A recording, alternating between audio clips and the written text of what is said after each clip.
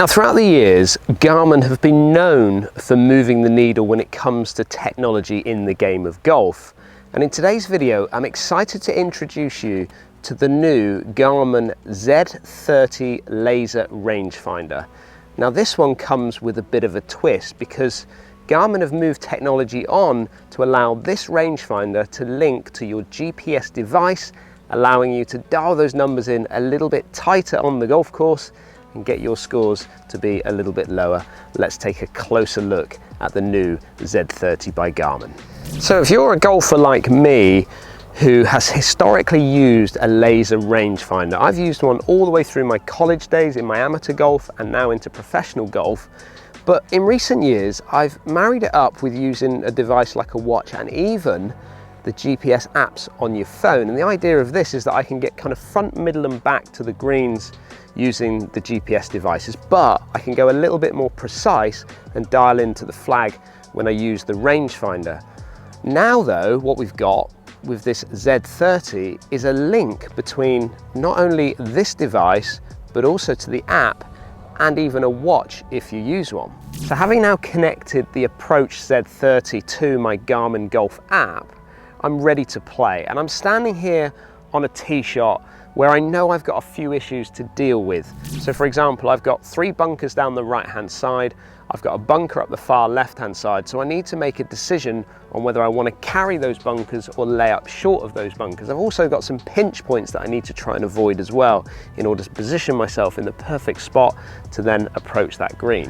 So as we take a closer look at these recordings, you can see as I've scoped up to 228 yards to that far bunker, it's going to give me an arc which is showing 228 yards along that arc. I've also been able to dial in a little bit further back to see where my layup point might be. And at 193 yards, again showing that arc, I can see that this is the widest part of the golf course. So ideally from this tee box, I really want to position myself just short of 193 yards to give myself the best option to that green. If I start trying to carry it over that 228 yards, I'm really diving in to a small pinch point, which really needs to be precise in order to get into that scoring zone. So with that in mind, I'm going to try and lay up a little bit short of these bunkers. And with the wind slightly into me today, it means that the 4-iron I know cannot get past 190 yards, but it's also going to give me into a position at the widest part, as I've already said, again, enabling me to be able to get into that scoring zone.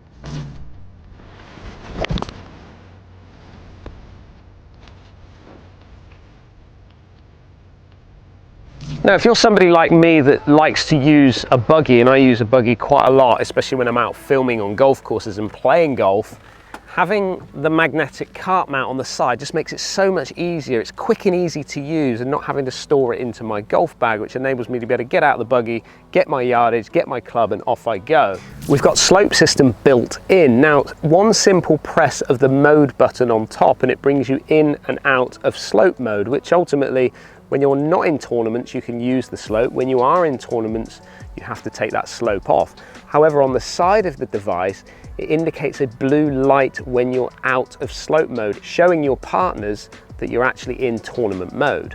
Which for me personally, I really like using the slope mode, especially in practice rounds, because it gives me a way in which I can guide my way around the golf course just that little bit easier. For a shot like I've got here, which is 130 yards to carry that bunker on slope, it's an extra 6 yards uphill. So therefore I can adjust when it comes to the golf club, again, making sure I cover that trap when going for that flag.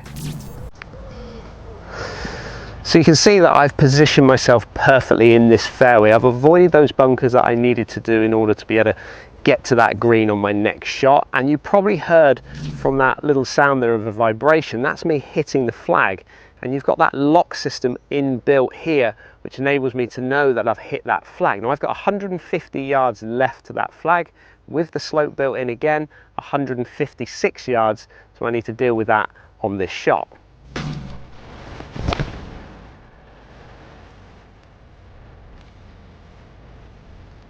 So when I talked about the advancements of technology that Garmin bring to their devices, obviously we've got that link to the app, and once you are linked up to the app or your watch, it's now giving me a yardage on the actual scope itself, of 118 yards to the flag. However, I don't quite know where I'm positioned on the green, but it also gives me that I'm 7 yards on from the front of the green, but I've also got 24 yards behind that flag to the back of the green, which tells me that the perfect spot is probably to get myself just a little bit further beyond that flag, which means that I've got lots of room. This pin is obviously positioned on the front of the green, so anything just a little bit short may be in trouble. So for this shot here, I'm going to look to try and land it just beyond the flag, knowing that I've got plenty of space behind it on that green.